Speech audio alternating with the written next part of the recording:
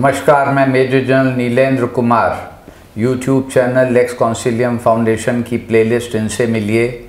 मैं यहाँ पर आज मिला हूँ सुनील भट्ट जी से, जो कि एक बहुत शानदार किताब उत्तराखंड में गांधी, यात्री और विचार के लेखक हैं। ये किताब अभी इसी सप्ताह इसका लोकार्पण हुआ है। सुनील जी, मैं आपसे जानना चाहता हूँ कि इस किताब में कई स्थान पर मुझे ये पढ़ने में आया कि ये गांधी जी की विश्राम यात्रा थी। जी, शायद विश्राम से तात्पर्य है आराम या स्वास्थ्य के लिए, कि बहुत अपने कार्यक्रम में गांधी जी बहुत व्यस्त थे और कुछ आवश्यकता महसूस हुई कि विश्राम करें।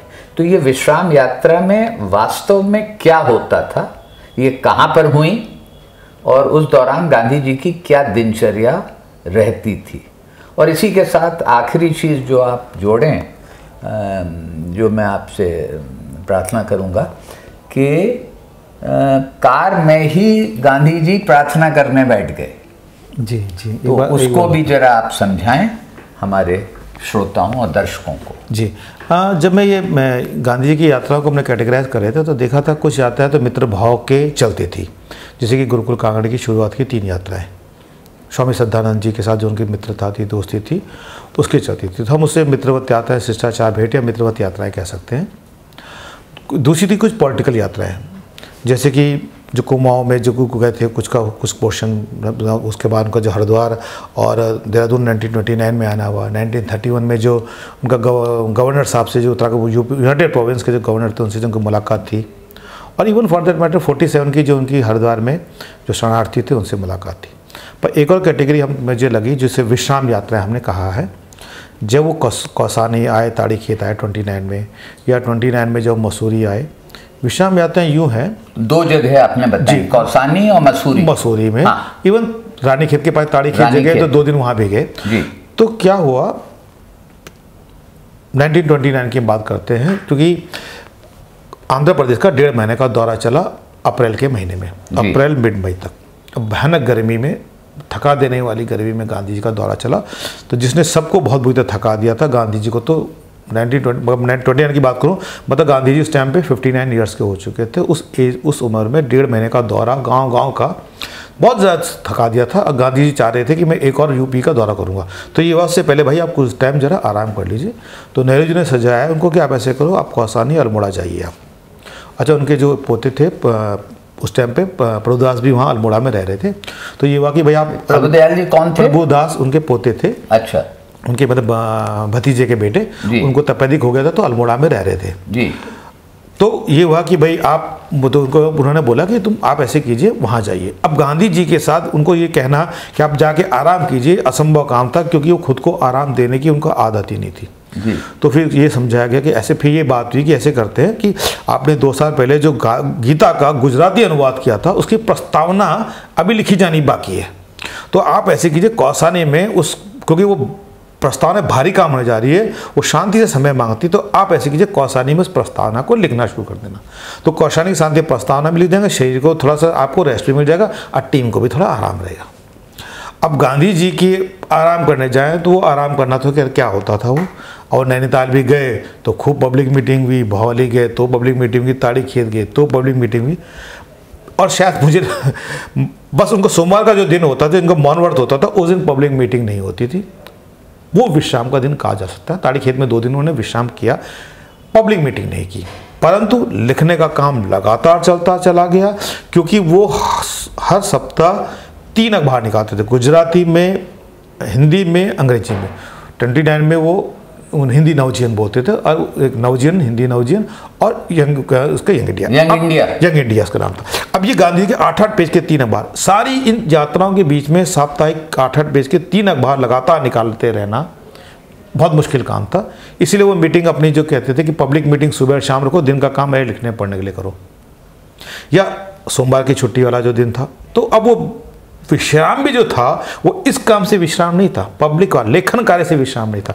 तो उस विश्राम में भी आप अपनी जो चिट्ठियां पेंडिंग पड़ी हैं वो निपटा रहे हैं, अखबारों के लिए आर्टिकल जो लिखने का काम है वो हो रहे हैं, या कांग्रेस में कहीं कोई कॉन्फ्रेंस चल रहा है उसके लिए कुछ संदेश भेजना, वो काम लगातार आपका चल रहा है। कौसानी में जब गए तो उन्होंने लगातार अपने लिखने पढ़ने काम, चिट्ठियाँ निपटाने काम को अपने लगातार करते चले गए। और अनासक्ति योग की जो भूमिका लिखी वो तो जो लिखी सो लिखी, वो तो अपने आप में बहुत एक जटिल काम है। और गांधी जी के लेखन में जो सबसे कॉम्प्लिकेटेड जो वर्क है, कॉम्प्लेक्स जो वर्क है, उसमें से वो भूमिका भी है, बहुत गहरी है। गांधी जी को जनरली सरल शब्दों में कहने की बात आदत थी, परंतु उसमें गांधी जी का जो लेवल ऑफ थिंकिंग और धर्म को लेकर जो उनकी क्लैरिटी है और उसको धर्म को समाज के व्यवहार में जोड़ने की हमें अनासक्ति योग में उनको देखने को मिलती है। मसूरी में भी जब वो विश्राम कर रहे हैं, मैं 29 की बात करूं, तो संडे को उनकी पब्लिक मीटिंग हो रही है, उसमें से उनकी महिलाओं के साथ मीटिंग हो रही है।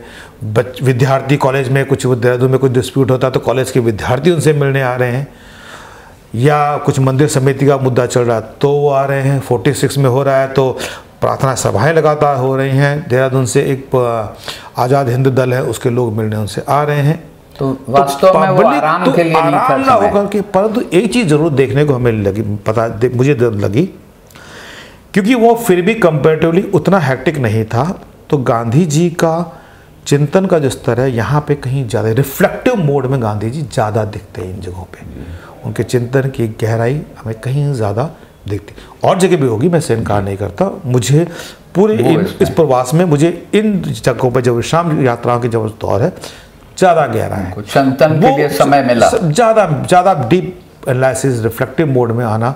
और जाहिर है अब आपको, जैसे मैं मसूरी की 29 की बात करूं, अब आप लगातार यात्रा कर रहे हैं, non stop, day by day, हर रोज यात्रा करते हैं, तो एक हफ्ते के लिए शरीर को आराम मिलने के लिए डेफिनेटली वो दौड़ भाग से तो बचे ना। आपने लिखने पढ़ने पे फोकस तो किया, पर एक बहुत बड़ा हेक्टिक एक्टिविटी तो आपकी, क्योंकि पब्लिक में सिर्फ भाषण ही नहीं देना होता ना, आप मंच पे चढ़ रहे हैं, पब्लिक के धक्का मुक्की से बच रहे हैं, गाड़ी में बैठ रहे हैं, चढ़ रहे हैं, ये सब, ये भी फिजिकल हेक्टिक बहुत ज़्यादा होता है। ये इस थकान से जरूर बचे, परंतु वो आराम करने का मतलब ये नहीं कि सुबह शाम तक सो रहे हैं बैठ के, वो करता ही नहीं रहा। उनका दौड़ना, चलना, फिरना, सारी एक्टिविटीज़ जो अदर देन पब्लिक आइटम, सब उतने ही मुस्तैदी के साथ, मेहनत के साथ चलता रहा। और सोच के लगता है कि भाई ये इसको विश्राम करना कहते हैं तो काम करना किसे कहते हैं, हमें तो ये लगता है। नहीं, बिल्कुल ठीक बताया आपने ये बात कही थी प्रार्थना जी।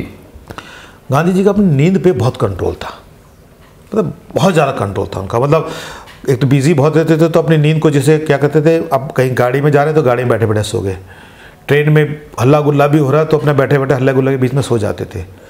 जैसे अपना उनको कोई मुझे 15 मिनट के लिए सोना है और 15 मिनट के लिए सोते थे, ठीक 15 मिनट पूरे होते नींद पर खुल जाते थे।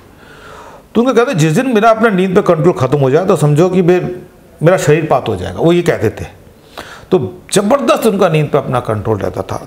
तो जब 1947 की बात है, जब वो मसूरी में से हरिद्वार में जब शरणार्थी से मिलने के लिए आए, काफ़ी उनके साथ बातचीत हुई, उनको देखा, उन्होंने प्रत्यक्ष देखा कि कितनी बुरी स्थिति में पंजाब से आए हुए लोगों की जो बेचारे कितनी भयानक बुरी स्थिति में 6 कैंप थे, शरणार्थी कैंपों में सुविधाएं दे नहीं पा रहे थे, सरकार की तरफ से दे नहीं पा रहे थे, वहाँ कहते मक्खी मच्छरों की समस्या थी उनके, तो काफ़ी प्रत्यक्ष देखा था उसको। तो शाम को जब वापस जा रहे थे तो गाड़ी में बैठे बैठे, जैसे उनकी आदत थी, वो गाड़ी में सो जाते थे कि भाई शाम को मुझे काम करना पड़े तो अभी सो जाओ जब मौका मिले।